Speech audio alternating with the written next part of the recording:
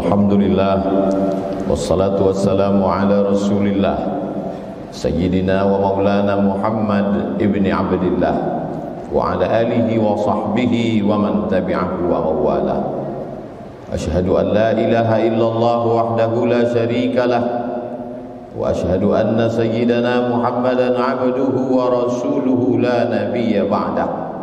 Allahumma salli ala sayyidina Muhammadin nabiyil ummi wa ala alihi wa sahbihi wa barik wa sallim. Qala Allah Ta'ala fil Qur'anil 'azim wa huwa asdaqul qailin. A'udzu billahi minasy syaithanir rajim.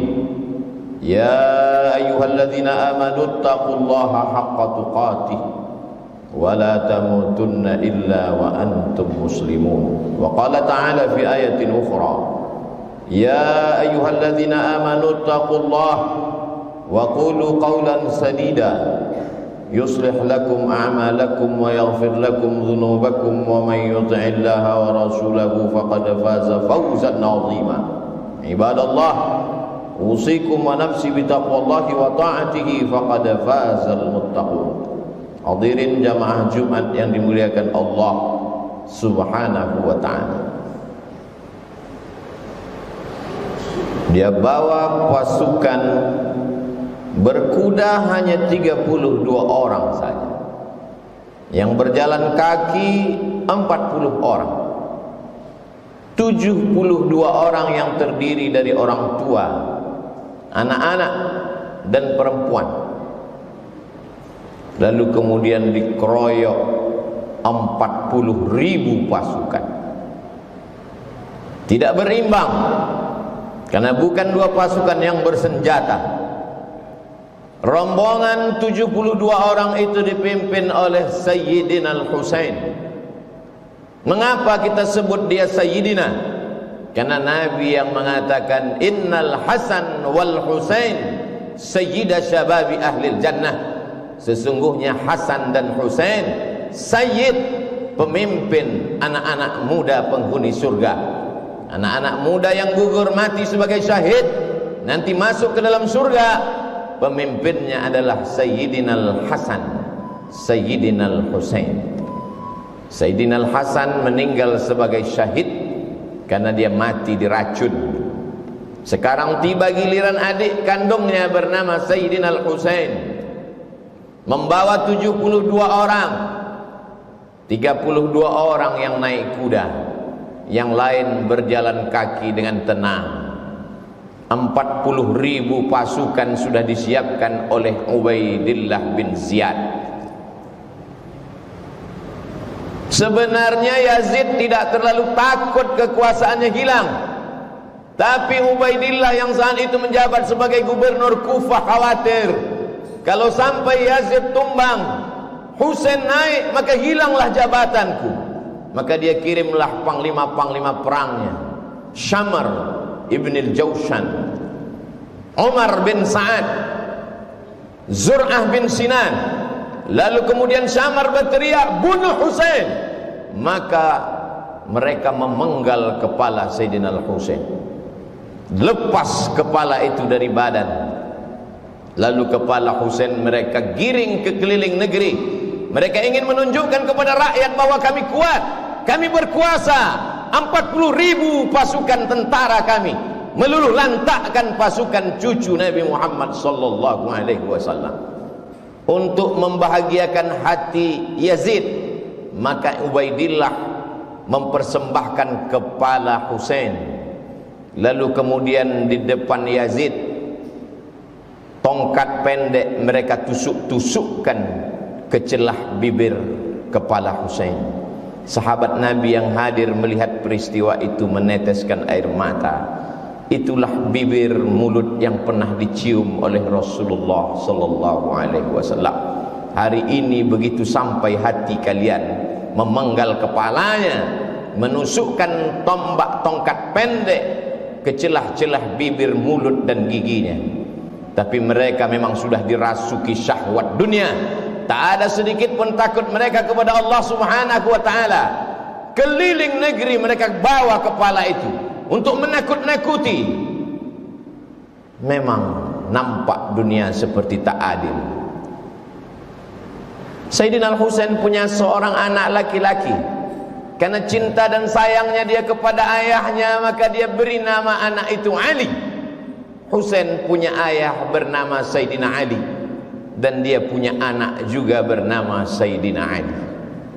Tapi Ali tidak seperti Husain. Dia tidak membawa pasukan untuk membalas kematian ayahnya, karena dia tahu memang ini tidak berimbang. Kalau kubawa pasukan, mereka juga akan mati seperti ayahku. Walaupun mereka mati syahid, tapi korban sudah terlalu banyak, kata Ali bin Husain. Dia merubah strategi lain. Apa yang dia lakukan? Imam Az-Zahabi dalam kitab Syiar A'lam An-Nubala bercerita bahwa Ali bin Husain malam-malam berkeliling, tidak dengan pedang, tidak dengan tombak, tidak memakai baju besi, karena dia tidak membawa slogan perang. Apa yang dilakukan Ali anak Husain? Dia membawa gandum ke rumah-rumah fakir miskin. Di tengah malam dia berkeliling negeri. Dia lihat mana rumah anak yatim, dia letakkan gandum di depan pintu mereka. Orang tahu bahwa ini adalah gandum titipan Ali anak Husain. Lembut hati mereka. Gandum yang mereka makan berubah menjadi darah daging. Hati mereka sudah direbut oleh Ali anak Husain. Dia merasa tidak lagi ada manusia yang layak untuk mendengarkan rintihan sedihnya atas kematian ayahnya. Betapa tidak, pasukan yang tidak berimbang itu dibantai habis, dibunuh, karena memang mereka tidak punya senjata dan kekuatan. Kekuasaan tidak lagi ada di tangan mereka. Maka dia hanya mengadu kepada Allah. Imam Az-Zahabi dalam Syiar A'lam An-Nubala mengatakan, kanal Ali ibn al-Husain yasjudu lillah fil yaumi wal laylah alfa sajadah. Sehari semalam Ali anak Husain bersujud kepada Allah 1000 kali sujud. Solat sunat dia perbanyak, tahajud dan witir bermunajat kepada Allah. Dihitung semua solat sunatnya, 1000 kali sujud dia bersimpuh di hadapan Allah. Maka dia dikenal dengan nama Ali As-Sajjad. Sajjad diambil dari kata sujud. Orang yang paling banyak sujud bergelar As-Sajjad, maka dia bergelar Ali As-Sajjad.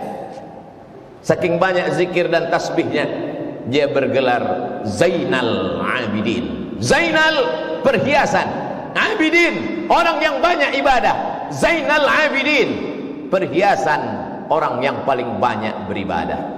Dia robah strategi, dia robah cara. Tidak hanya satu cara mendekatkan diri kepada Allah.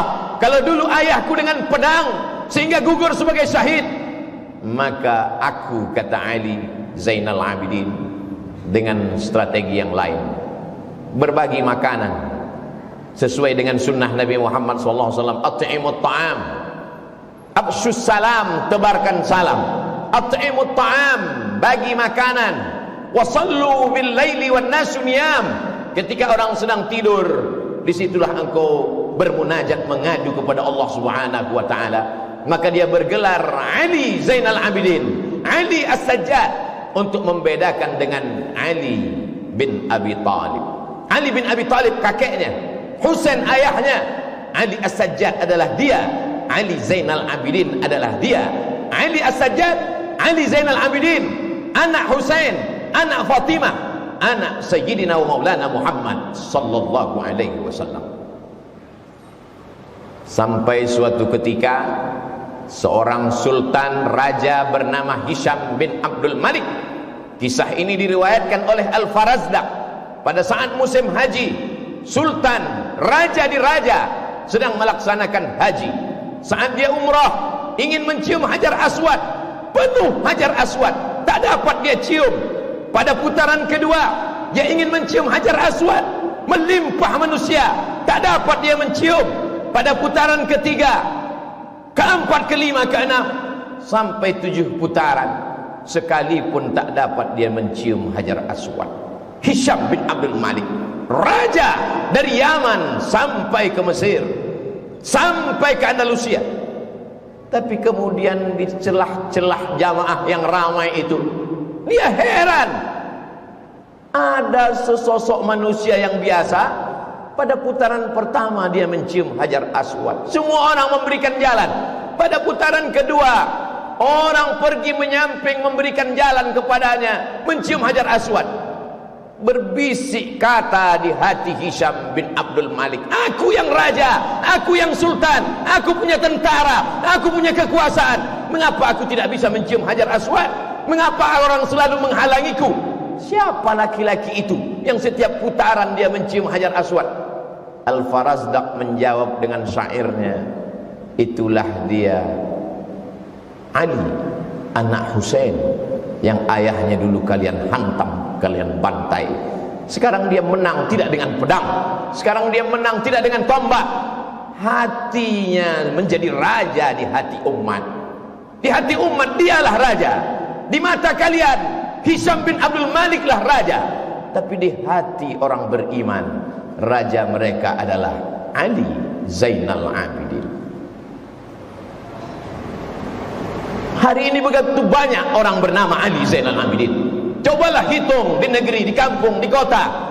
Coba kita pejamkan mata dari sejak kita SD sampai kuliah, berapa orang nama Ali Zainal Abidin? Ada seorang ulama besar, sekarang berada di Mesir, kadang-kadang dia berada di Uni Emirat Arab, dia belajar di Yaman, namanya Al-Habib Ali Zainal Abidin. Di Kuala Lumpur, Malaysia, ada ulama besar namanya Ali Zainal Abidin. Orang begitu bangga memberikan nama anak Ali Zainal Abidin. Adakah nama anak orang bernama Ubaidillah bin Ziyad hari ini? Adakah anak orang bernama Syamr ibnul Jawshan hari ini? Adakah anak orang bernama Zur'ah bin Sinan hari ini? Jangankan kuburnya, jangankan makamnya, memakai namanya pun orang benci.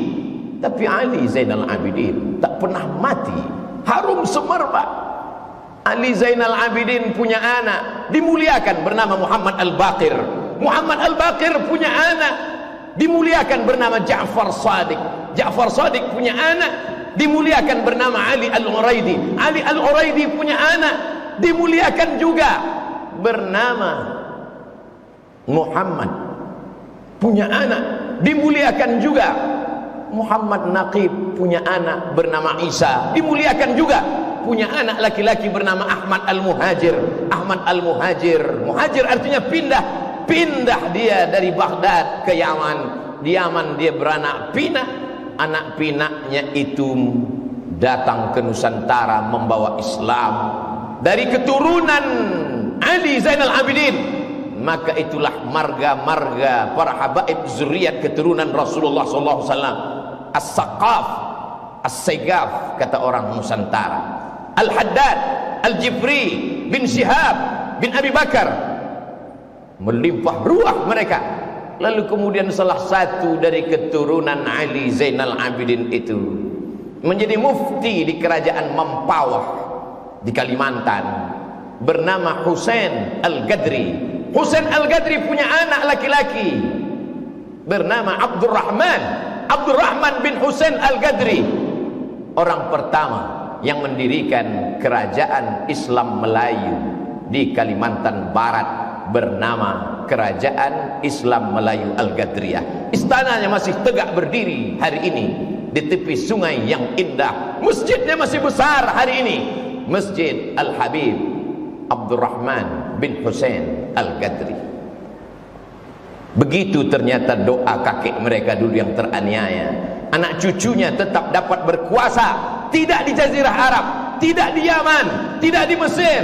Kalau mereka berkuasa di Jazirah Arab itu biasa, tapi sampai di negeri Melayu mereka berkuasa di hati orang-orang Melayu yang bersyahadat asyhadu an la ilaha illallah wa asyhadu anna Muhammadan Rasulullah. Salah satu dari keturunan Ali Zainal Abidin bernama Utsman Syihabuddin. Orang Melayu memanggilnya Syarif. Syarif artinya mulia, karena memang yang mengalir dalam badannya darah mulia. Datanglah Syarif Utsman Syihabuddin ke negeri bumi lancang kuning, Ketika itu Siak Sri Indrapura dipimpin oleh Sultan Abdul Jalil. Sultan Abdul Jalil punya anak seorang perempuan yang cantik jelita bernama Tengku Umbong. Begitu orang Melayu memuliakan zuriat keturunan Nabi, dinikahkanlah Tengku Umbong dengan Syarif Usman Shahabuddin. Lahirlah sultan-sultan. Sejak itulah maka di awal nama Sultan Melayu Sultan Syarif Hashim, Sultan Syarif Kasim. 3 tempat mulia terhormat dijadikan sebagai namanya. Jalan Sultan Syarif Kasim, Airport Sultan Syarif Kasim, Universitas Islam Negeri Sultan Syarif Kasim. Doa dari kakek datuk buyutnya yang lama, Ali Zainal Abidin. Berkat sedekahnya, berkat ilmunya, berkat sujudnya, anak cucunya menjadi raja, menjadi sultan di negeri Melayu. Sampai hari ini mengalir pahalanya. Tengku Umbong Habib Syarif Usman Shahabuddin dimakamkan berdampingan di tepi masjid pertama yang didirikan di kota Pekanbaru pada tahun 1762. Masjid itu didirikan oleh Sultan Abdul Jalil, diselesaikan oleh anaknya Sultan Muhammad Ali bin Sultan Abdul Jalil.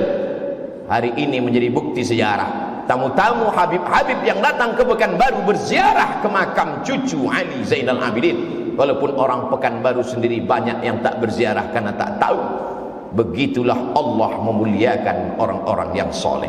Sekarang kita tinggal memilih, apakah ingin mengikut menjadi anak cucu keturunan pikiran Ubaidillah bin Ziyad, Syamar bin Jausan, atau ingin mengikut langkah yang dilakukan oleh Ali Zainal Abidin. Ingat, kekuasaan hanya berakhir ketika malaikat maut mencabut nyawa. Hiduplah seperti Fir'aun, hiduplah seperti Jausan, hiduplah seperti Syamar, hiduplah seperti Qarun. Kelak kau akan mati juga menghadap Allah Subhanahu wa ta'ala. Yang menjadi Syamar bin Jausan mati dengan kekuasaannya, yang menjadi Ubaidillah bin Ziyad mati dengan kekuasaannya, yang menjadi Ali Zainal Abidin kekal sampai hari kiamat. Fa'tabiru ya ulil absar. Barakallahu li wa lakum fil Qur'anil azim wa nafa'ani wa iyyakum bima fihi minal ayati wadh-dhikril hakim wa taqabbala minni wa minkum tilawatahu innahu huwal ghafurur rahim. Bismillahirrahmanirrahim.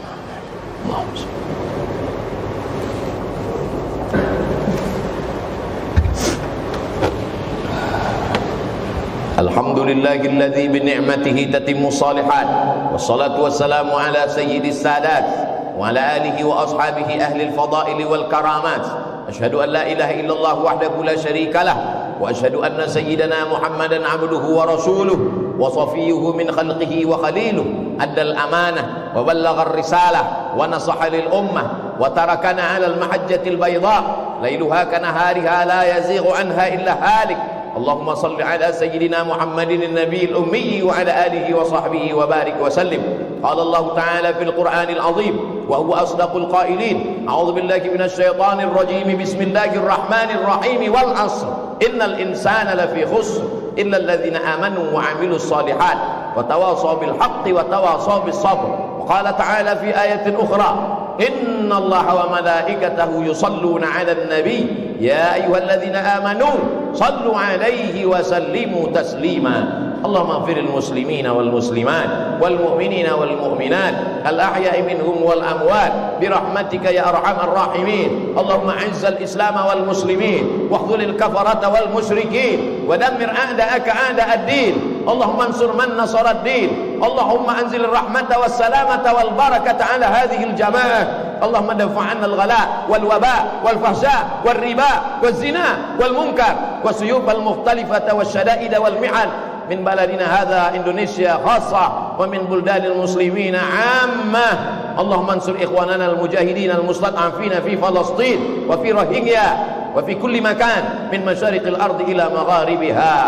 Ibadallah, usikum wa nafsi bi taqwallah wa ta'atihi faqad fazal muttaqun. Innallaha ya'muru bil 'adli wal ihsan wa ita'dzil qurba wa yanha 'anil fahsya'i wal munkari wal baghi ya'idhukum la'allakum tadhakkarun. Fadhkurullahal 'azima yadhkurkum was'aluhu min fadlihi yu'tikum wallahu ya'lamu ma tasna'un. Aqimis shalah.